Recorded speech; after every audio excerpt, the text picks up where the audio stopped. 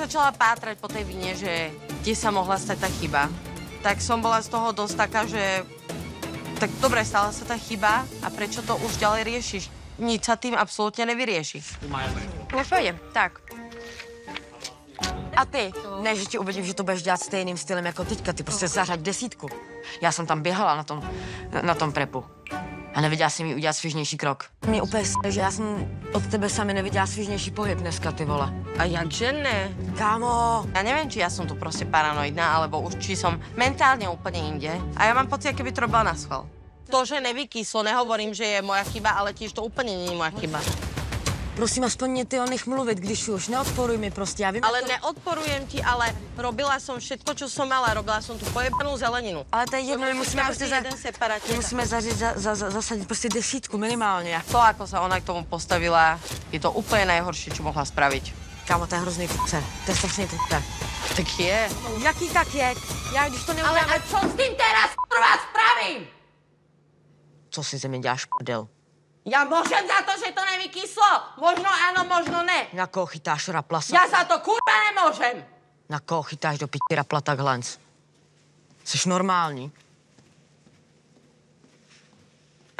OK. Myslím si, že ten človek si zaslúžil, aby konečne po ňom niekto zvýšil hlas, lebo jediné, čo tu pred ňou robíme, je, že uhýbame sa, neviem čo, len aby jej bolo dobre, neviem čo. Takže ona si to úplne zaslúžila a ja som si úplne stotožená. Hej, mě se takhle klepou ruce, hele. Já jsem na sebe teďka hrozně pyšná, že jsem zachovala takový klid. To je trošku silný kafe na mě, jako. Co se ukázala konečně pravá tvář Samanty. Já jsem tomu člověku tady dala, si myslím, nejvíc šancí. Pořád za mnou lezla jako ocásek. Co se stalo teď, to není omluvitelný.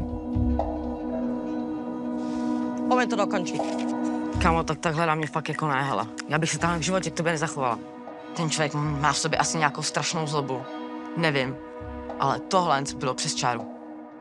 Chceš dokončiť ten servis, či ne? A ty? Tak to pome kurva dokončiť. Přestaňte Hej, na ty sebe se řvát. uklidni. Já odmítám tady být v tomhle tom. Pojď, jdeme pryč, já vůbec tady to nebudu. Až se sklidníš, tak si nás zavolej. Ten člověk je úplně teďka mimo. A my jsme z toho taky mimo prostě. My jsme se báli, že nám ten člověk jako flákne, jako jo. Rob, ako potrebuješ. Ak môžem toto nazvať emočný výkyv, obrovský emočný výkyv, tak bol to môj prvý emočný výkyv, ktorý som tu kedy zažila. Ale Ave má takéto emočné výkyvy 6-krát do dňa. Čekala jsem, že takhle vyjedeš ty. Kámo, ja za tebou nebudem loziť na to, aby sme to dokončili. Tak buď to ideme teraz dokončiť, alebo jebem na to. Já tam nepůjdu a nebudu Samantu utěšovat. A už vůbec si nebudu za nic omlouvat. To ona, ať přijde s omluvou sama. Já tam takhle na ten servis nejdu. Ani ja som ale. Môžeme mi povedať, aký je plán na ten servis? V první řadě s tebou chci mluvit. Tohle je poslední servis. Ano. Takže jen ty. Chceš něco říct v klidu? Chceš se třeba omluvit? Mňa mrzí môj výbuch. Veľmi ma to mrzí. Ano. Ale proste už bolo toho na mňa strašne veľa. Dobře, teďka chci 100% respekt a naběhneme tam v plné polní. Takže první co, nachodíš bao. My první co, hodíme omáčky, já rozjedu kráječky. Yes.